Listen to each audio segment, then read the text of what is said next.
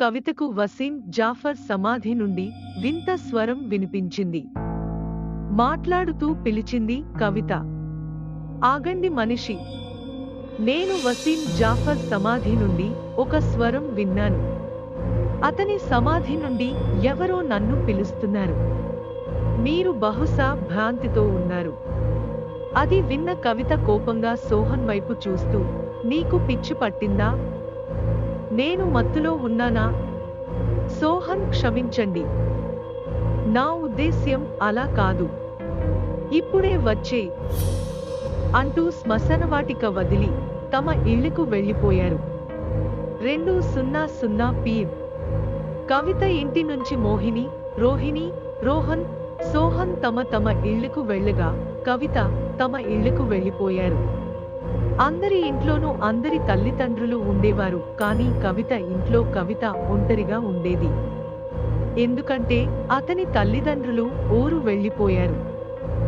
ఇంటికి వచ్చిన తర్వాత కవిత రిఫ్రెష్ అయ్యి నిద్రపోయింది. కవిత నిద్రలోకి జారుకోవడంతో కవిత ఒక్కసారిగా గొంతుతో కళ్ళు తెరిచింది. ఎవరో డోర్ బెల్ మోగిస్తున్నారు. కవిత కళ్ళు తుడుచుకుంటూ తనలో తానే చెప్పుకుంది, ఆ రాత్రి ఎవరు వచ్చి ఉంటారు?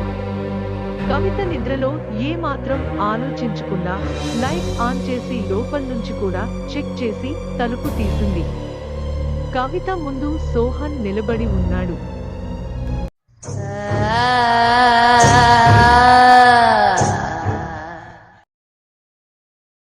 కవిత, సోహన్, మీరు ఈ సమయంలో ఇక్కడ ఉన్నారు. సోహన్ లోపలికి వచ్చి కవితతో అన్నాడు, నేను మీకు ఒక విషయం చెప్పవలసి వచ్చింది. అది చాలా ముఖ్యమైన విషయం. కవిత, అవును సోహన్, చెప్పు. ఎలా మాట్లాడాలో అర్థం కావడం లేదు అన్నాడు సోహన్. కవిత్వానికి అర్థం. సోహన్, ఇప్పుడు సరైన సమయం కాదని నాకు తెలుసు. కానీ ఈరోజు నాకు ఏమి అనిపిస్తుందో నేను మాట్లాడాలి. కవిత, అవును, అప్పుడు మాట్లాడండి. సోహన్, నేను నిన్ను ప్రేమిస్తున్నాను. కవిత, నేను నిన్ను ప్రేమిస్తున్నాను. కవిత కాసేపు మౌనంగా ఉండిపోయింది. ఎందుకంటే కవిత కూడా సోహన్ని తన హృదయంలో ప్రేమించింది, కానీ ఎప్పుడు చెప్పలేకపోయింది. అప్పుడు ఆమె కూడా సోహన్కి ఐ లవ్ యూ చెప్పింది. కవిత ఫోన్ మోగడంతో నిస్సబ్ ఇద్దరూ ఒకరినొకరు చూసుకోవడం మొదలుపెట్టారు. కవిత తన ఫోన్ వైపు చూసేసరికి కాల్ సోహన్ నుండి వచ్చినందున ఆమె కళ్ళు చెమర్చాయి. ఇలా అయితే ఎలా అని కవిత మనసులో అనుకోవడం మొదలుపెట్టింది. సోహన్ అతని ముందు ఉన్నాడు. అప్పుడు ఎవరు ఈ కాల్ చేస్తున్నారు? అది కూడా సోహన్ నంబర్ నుండి.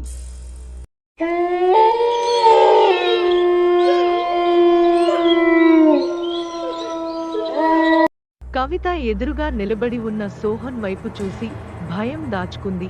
విను సోహన్, ఇప్పుడు రాత్రి అయింది. రేపు మాట్లాడుకుందాం.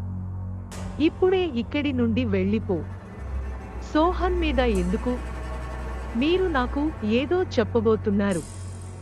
బాగా ఆగండి, నేను ఇప్పుడే వచ్చాను అంటూ కవిత తన గదిలోకి వెళ్లి లోపలి నుంచి తలుపు వేసుకుని సోహన్ కాల్ లిఫ్ట్ చేసింది. అక్కడ నుంచి సోహన్ గొంతు వినిపించింది.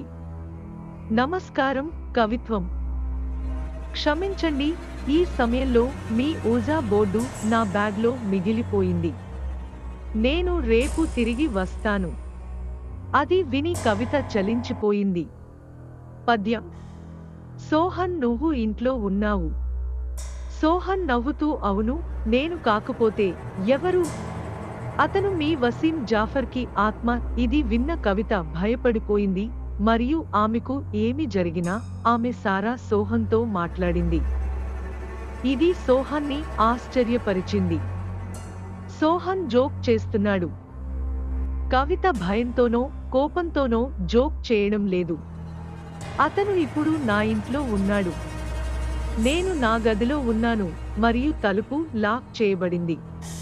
మీరు కాకపోతే అది ఎవరు? అది వసీం జాఫర్ ఆత్మ. సోహన్ భయపడ్డాడు. మనిషి, టెన్షన్ పడకు, నేను ఇప్పుడే వచ్చాను. కవిత ఫోన్ బ్యాటరీ అయిపోయిందని, స్విచ్ ఆఫ్ అయిందని. అప్పుడే ఆ గది తలుపు గట్టిగా కొట్టడం ప్రారంభించింది. భయంతో కవిత పరిస్థితి మరింత దిగజారింది. ఆ తలుపు బిగ్గరగా తట్టడం ప్రారంభించింది. వెంటనే అది తట్టడం ఆగిపోయింది. కవిత ధైర్యంగా డోర్ తెరిచి తన ఇంట్లో ఉన్నవన్నీ తనిఖీ చేసింది, కానీ ఏమీ దొరకలేదు.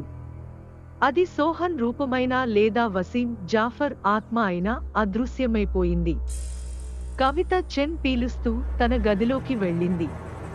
తన గదిలోకి వెళితే కవిత మొహంలో ప్రశాంతత. అతను గాలించాడు.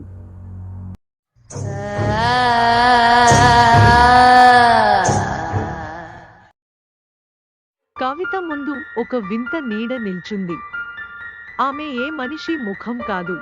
సోహన్ ముఖం కేవలం నీడ కాదు, నల్లని నీడ మాత్రమే నిలిచి ఉంది. అది కూడా కవిత ముందు.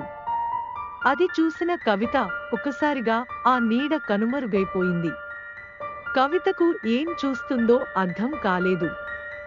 మళ్ళీ ఆ నీడ అతని ముందు కనిపించింది. అప్పుడే ఎదురుగా నిలబడిన నీడ మాట్లాడిందని ఆమె ఆలోచిస్తోంది. నేను వసీం జాఫర్ని. నువ్వు భయపడకు, నేను మంచి ఆత్మను. నేను ఎలా చనిపోయానో మీరు తెలుసుకోవాలనుకున్నారు. ఈ భాగంలో అంతే. మరిన్ని కథనాలను తెలుసుకోవడానికి మా తెలుగు హారర్ స్టోరీ ఛానల్ని సబ్స్క్రైబ్ చేసుకోండి. ధన్యవాదాలు.